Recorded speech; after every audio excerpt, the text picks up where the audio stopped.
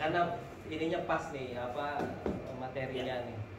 Saya tadi mau tanya gini Pak, ada nggak relevansinya antara anak pertama, anak kedua, anak ketiga, kemudian kultur dalam keluarganya mempengaruhi itu menjadi seorang pemimpin yang baik atau tidak?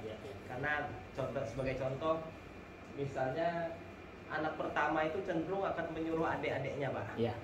Jadi yang saya tahu juga kalau dalam memanage itu kan bagaimana seni menyelesaikan pekerjaan melalui orang lain. Betul. Kan gitu kita nih Pak. Bapak-bapak ini kan pengawas-pengawas bagaimana anak buah bisa jalan, ikut perintah kita, semuanya smooth gitu kan. Itu yang pertama Pak. Yang kedua, saya juga coba ini kan ada kemungkinan kalau misalnya orang itu baik, misalnya nih saya ambil contoh Pak Ucok baik dengan anak buahnya, maka kecenderungannya tidak tegas tuh Pak. Karena dia harus menjaga bawahannya tetap senang dengan dia. Ada juga orang yang di tengah-tengah, tapi kalau begitu dia bilang tidak ya tidak, kalau bilang salah anak buahnya ya salah. Nah sekarang ini menurut saya yang sering terjadi konfliknya kita sebagai pemimpin di lapangan begitu tuh, bagaimana memposisikan kita tetap ikuti peraturan perusahaan, tapi kita juga jangan dimusuhin sama anak buah. Bener nggak? Mohon itu kita dikasih pencerahan. Terima kasih Pak. Makasih. Nah, yang pertama, ada nggak korelasi antara misalnya anak pertama, anak kedua, dan ketiga, termasuk juga bagaimana cara keluarga itu berjalan ya, bagaimana pola asuh orang tua terhadap pemimpinan. Ada Pak, tentu ada. Ada. Setidaknya ketika dia bertumbuh di dalam keluarga, dia sudah mulai berlatih sebagai pemimpin. Baik itu dia di posisi anak pertama, anak kedua, anak ketiga, anak keempat. Yang tadi Bapak sampaikan itu benar sekali, walaupun mungkin banyak orang sulit menerima kalau misalnya bahwa pemimpin ini kan bagaimana caranya pekerjaan selesai dan orang lain atau anak buah atau tim ikut bekerja di dalam proses ini kan gitu ya. Nah, masing-masing dari anak pertama, anak kedua, anak ketiga di dalam keluarga dia juga akan berlatih dengan kemampuan dan kondisi lingkungan yang dia miliki, bagaimana semua itu bisa tercapai dengan baik. Yang tadi sesi sebelumnya kan DISC, kondisinya kan masing-masing. Memang biasanya yang kita pahami adalah si dominans inilah yang jadi leader.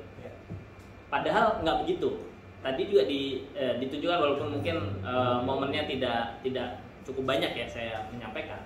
Tapi orang-orang yang punya sifat yang tadi Bapak sampaikan, misalnya tadi contohnya katakanlah Pak Ucok gitu ya, itu juga bisa menjadi leader. Bukan berarti dia harus menjadi dominan untuk menjadi leader, tapi dengan cara-cara dan kemampuan yang dia miliki.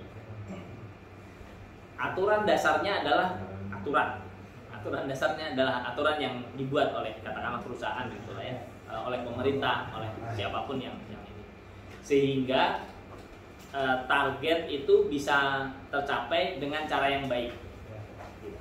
Nah, memang kalau di dalam tim ataupun di luar tim, yang tadi dipastikan awal adalah target ini perlu ada dulu.